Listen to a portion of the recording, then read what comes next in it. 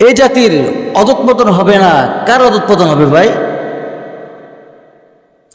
গতকাল একটা কথা আমার কানের মধ্যে, আমার চোখের সামনে বলেছে, আমি স্পষ্ট ভাষায় বলতে যাচ্ছিলাম, কিন্তু চিন্তা করলাম মানুষকে ব্যক্তি হরণ করা ঠিক নয়।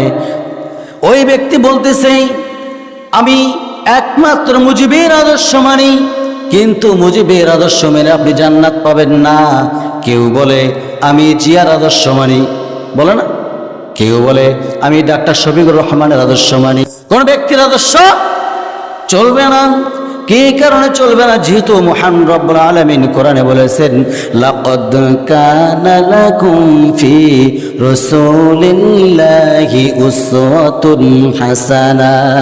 কারো আদর্শ মানা যাবে না, কারো অনুকরণ করা যাবে না, কাউকে মানা যাবে না।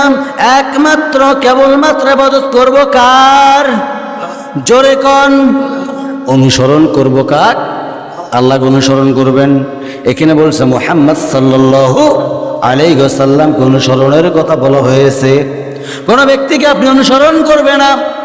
পৃথিবীর জমিনে সমস্ত নবী রাসূল, তো অসংখ্য নবী রাসূল চলে আসছিলেন, অসংখ্য বর্ণনা পাওয়া যাবে, বর্ণনা দিতে পারবো না, কারণ বর্ণনা দিতে গিয়ে যদি ভুল হয়ে যায় ঝামেলা আছে না নাই? কেউ বলে কতগুলো নবী, নবীর ইতিহাস কতগুলো আছে? হ্যাঁ বলেন বলেন।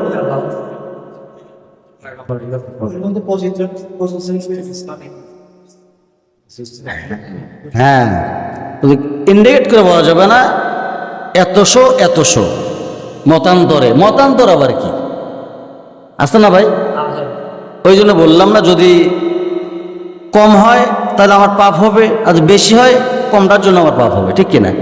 ওই জন্য বললাম না।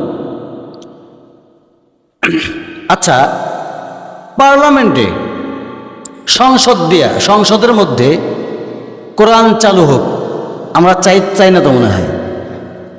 চাই না তো মনে হয়? সবাই কিন্তু কথা বলেন নাই। আচ্ছা, যদি কোরআন দিয়ে বাংলার জমিন চলে, 56,000 বর্গমাইল চলে, এতে লস না লাভ? বলেন তো ভাই, কি লাভ? কি লাভ? আপনি তো সংসদ ছাড়াই তো আপনি পরকালের কাজ করতে পারবেন, রাষ্ট্রটা সোনার টুকরো হয়ে যাবে। ওই যে হাসিনা বলছিল মদিনার সনদে রাষ্ট্র চলবে, আসলেই তো মদিনার সনদে রাষ্ট্র চলে নাই, চলছে মোদির সনদে, ঠিক কিনা বলেন?